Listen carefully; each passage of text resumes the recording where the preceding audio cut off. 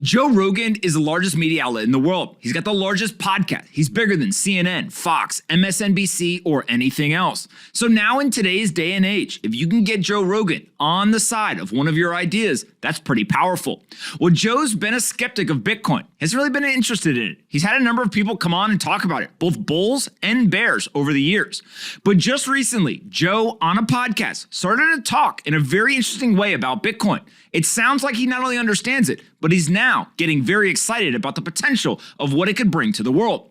Here's a clip of exactly what Joe was saying during this recent podcast. Exactly. I think of Bitcoin the same way I think about the early internet. I think they didn't see it coming, and now it's a viable form of currency. You can actually buy things with it, and I think the government is freaking out. I think what they're going to try to do is they tried to do some shit with the internet during the Obama administration where they were going to try to censor the internet, and it fell apart because people were furious in the uproar, and they thought the political repercussions of it were not worth it. Like the juice wasn't worth the squeeze, so they backed off of it.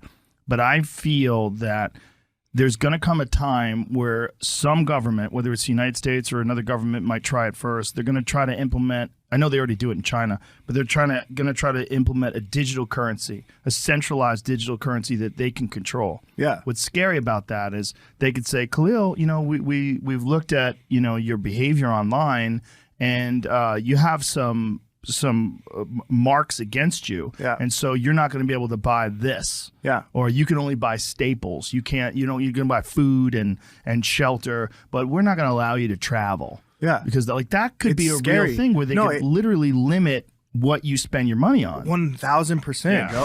What I find so interesting about Joe's comments isn't just that he's a bull when it comes to Bitcoin and understanding that it's a currency that can be used to buy goods and services, but he also understands that the opposite, the central bank digital currencies, that's some nasty stuff right there. And if politicians and governments are allowed to create these central bank digital currencies, they're going to be able to use them to do all sorts of things, whether it's financial surveillance, whether it's financial censorship, or it's simply just personalizing monetary policy and inflation rates for people they don't like. That's not exactly the power that we want to hand to politicians and central banks. And so whether you think that Bitcoin is some great investment, or you think that it's better than your collapsing currency, or you simply think Bitcoin is apolitical money and it provides an outlet so that you won't have to adopt those central bank digital currencies, Bitcoin is for everyone. It's for the people who like it, and it's also for Bitcoin's enemies as well. Bitcoin is good for business. It's good for individuals. It's good for corporations. It's good for financial institutions. And ultimately, Bitcoin will be good for nation states as well. Joe Rogan, the largest media outlet in the world, he's now on board. He understands the value. It's just a matter of time before everyone else joins him.